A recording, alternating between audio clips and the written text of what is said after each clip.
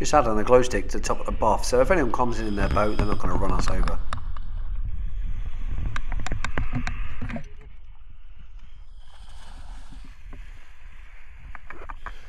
Oh, another thing you probably want to check is where you're jumping in. Don't jump in straight onto a reef like I did. Schoolboy error. Welcome back to the channel, I'm JP Falaise, and today we're going to be doing a shore dive. We were going to go out on the boat, but a bit of miscommunication. Me and Mish turned up but no one else did. So we decided it's Halloween and we're just going to go for a dive in the bay anyway. Visibility looks really good, and we're going to do a night dive, or dusk into night dive. Just get the camera ready, make sure there's no bubbles on the front, and we'll get on with it.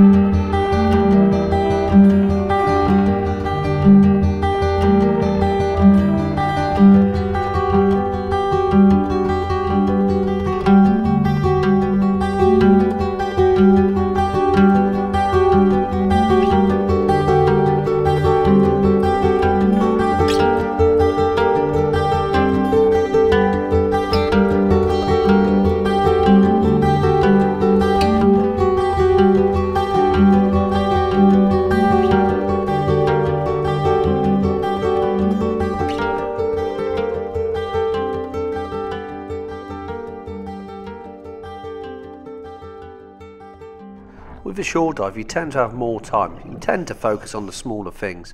It's probably because you've got more time. On a boat, you're a lot deeper, so you actually get less time at depth. As far as shore dives go, Havelet is absolutely perfect. You can dive at any state of tide, and it's nice and easy to get in and out. You're actually surrounded on 3 sides, so chances are you're probably going to hit the shore before you get washed out to sea. That's why you need to keep good navigation. We tend to end out to the mooring in the middle, and then we turn around and we come back. Today we wanted to swim along the wall, but there was already fishermen on there looking for squid. Fingers crossed we do see some squids today.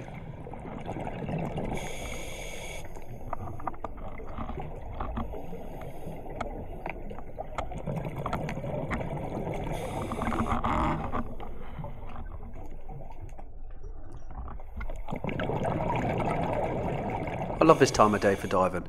The water is just a nice dark blue, perfectly timed at dusk. Sometimes you do see a fair few things come out at dusk as well. Kind of transition period between the fish that come out in the day and the fish that come out in the night.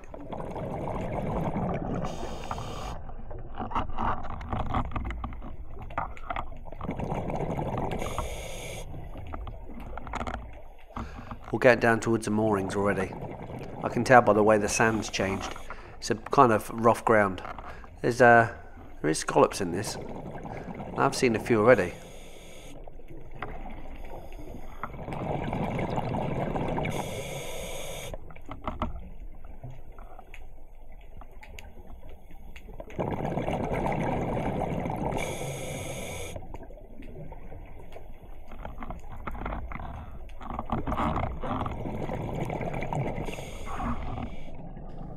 Another thing with Havelock Bay, because the sun sets in the west and we're on the east coast, and there's quite a, well, not massively high cliffs, but there's quite a high bit of land between us and the west coast here.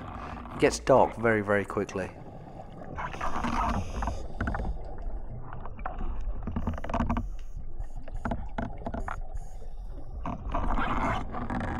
Another peculiar thing around here is all the coralline algae that's on these stones, almost like a nice deep purple.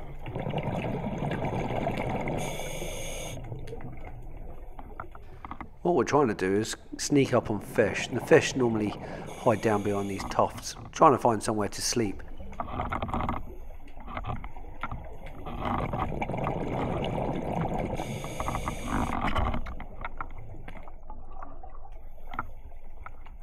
Typical of a shore dive or a very shallow bay dive is that cracking in the background.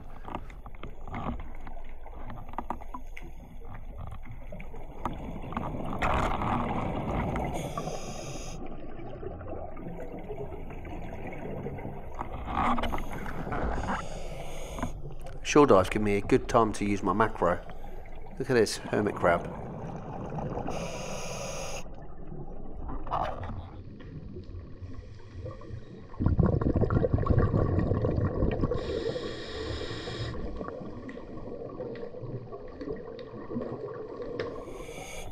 I can see something in the distance, not sure what it is.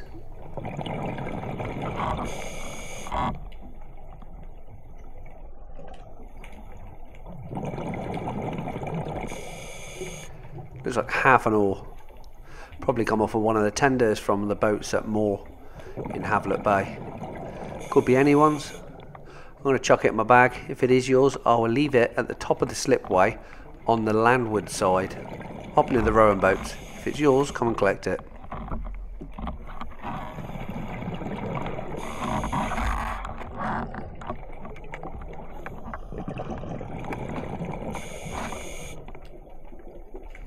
That's another indication that we're close to the mooring bobbers.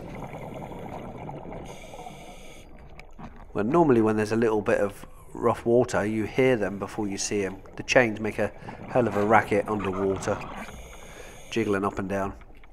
What I tend to do is only 12 metres of water is I go to the surface and then I take a compass bearing back to where we came from or where we want to go to.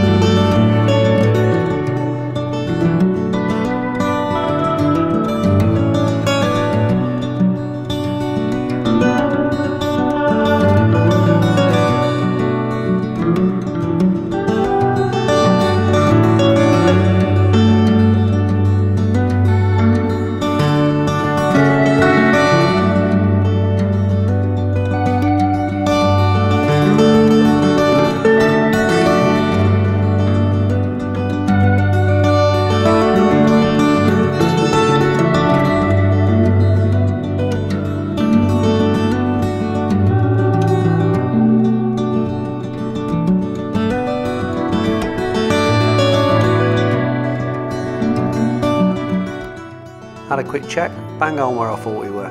Gotta be lucky sometimes.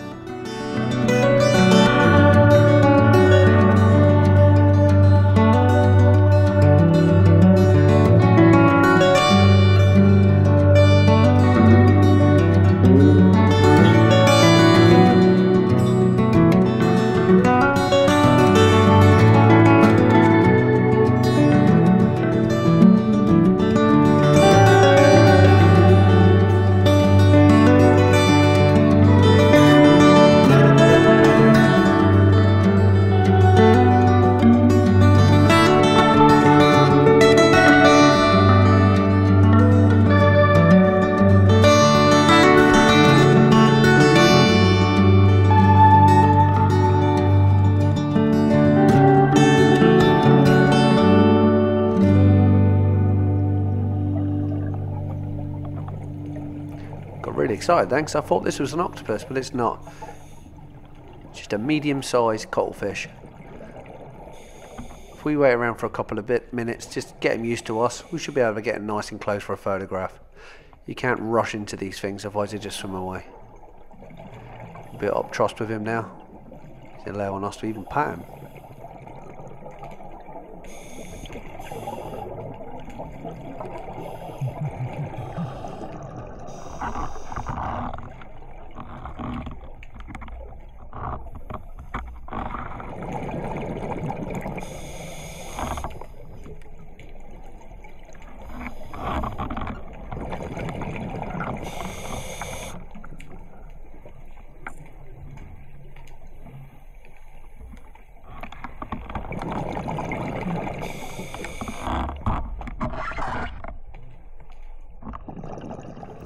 Over halfway back to where we need to get to.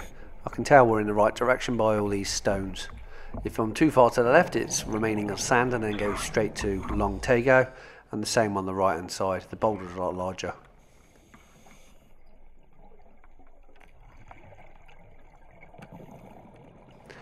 Another fish and wait for the kids.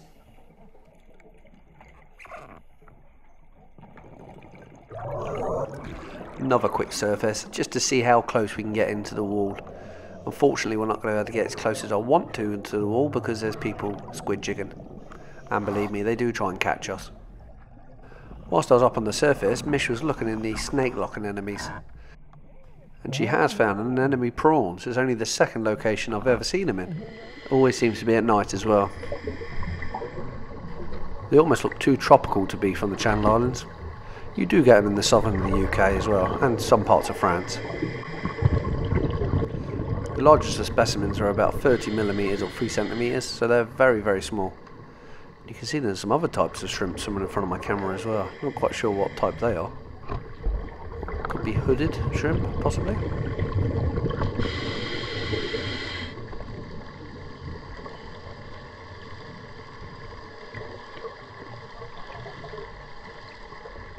Let's see how close we can get into one of these things.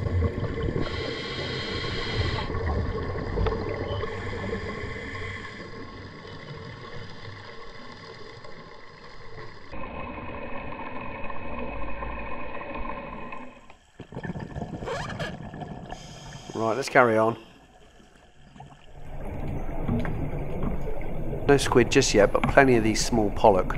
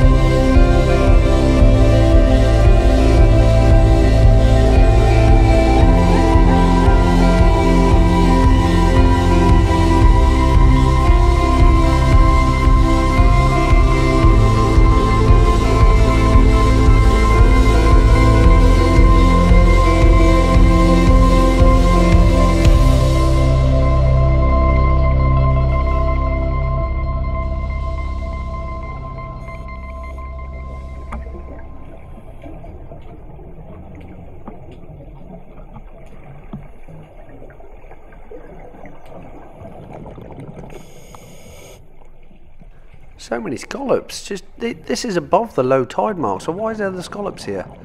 They all look like their size. Should take them and put them back in the deep. In a low tide, it will go down this far. I can just tell by the life that's on the rocks. Whenever you see a limpet on the rocks, you know, normally that's a good sign. Here's another one.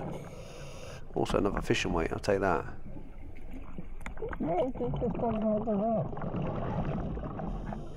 I reckon someone's thrown them back.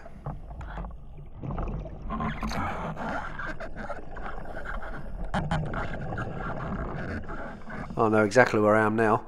These are the recoil springs off that World War II gun that Phil salvaged all them years ago. So we're right close to the slipway now. Yep, here it is. This is the base. And that's the slip.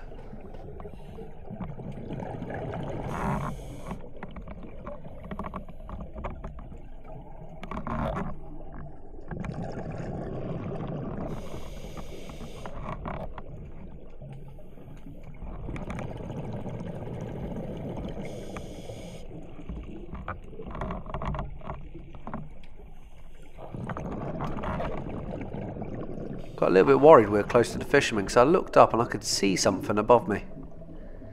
It was glowing in the dark. I thought it was a head torch. But then I realised I was being stupid and it's actually my own buff.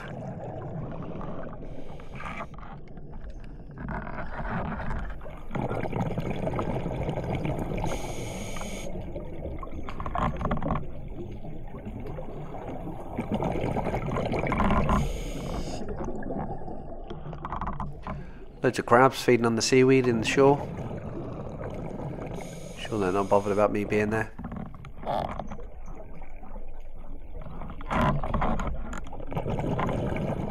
This is more like a Halloween dive. I've found something that looks a bit like an alien. Looks like something that's out the deep. It's a jellycomb.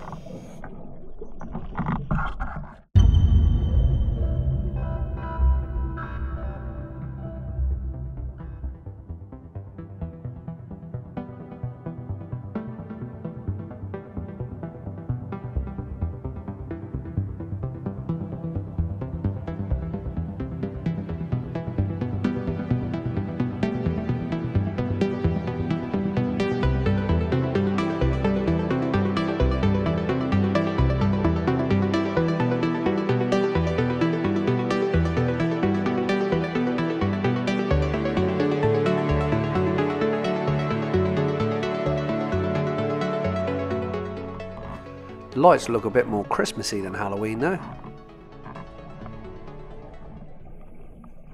As I'm right next to the slipway, I was just about to call it a day. We've almost been in the water for an hour, then I did notice some coins. Can you see it here? It's actually 2. The chances that it'd be of worth any value are pretty slim, given the fact that the amount of people that have dived around here must have seen them before. No cash value. Yeah, it even says on it, no cash value. Was it some sort of offering to the sea from someone? Possibly. Let's take a look at the second coin, see what that's got on it. Probably the same. No, this actually looks like a real coin, this one. And I think it could be a Thai coin. Is that the King of Thailand on the back? Possibly. I'll put it back. Someone's probably chucked it in the water as an offering.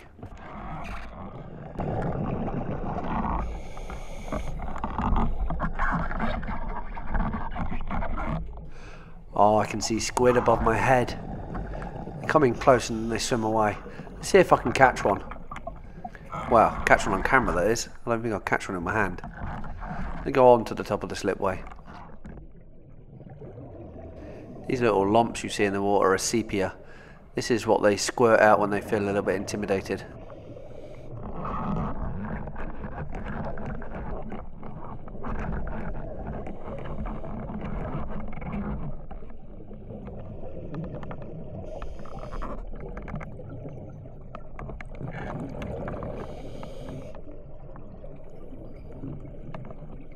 It's typical, they're just on the edge of my vision. The camera isn't really picking them up. And they're not krakens because they're pretty small. In fact, the ones I'm seeing are less than 4 inches.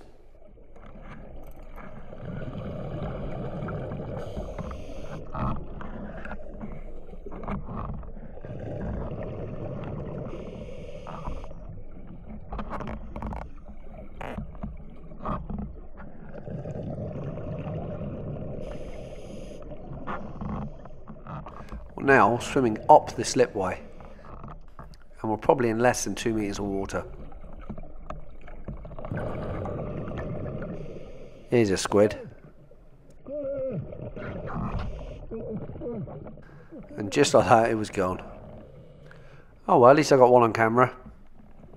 Remember, if you didn't catch it on camera, it didn't happen, so it did actually happen.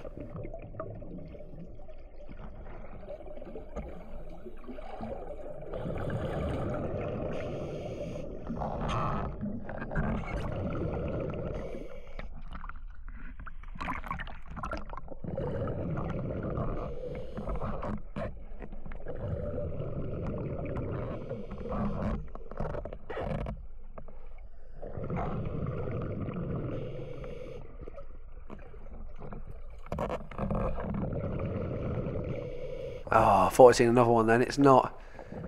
It's just a mauve stinger that's dead. Just rolling around in the tide.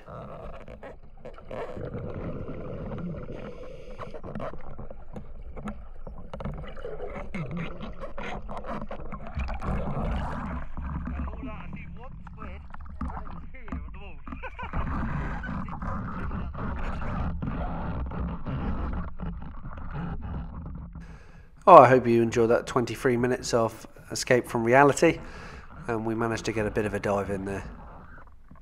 Didn't see any big fish, didn't see many big squid, but we still had a good time.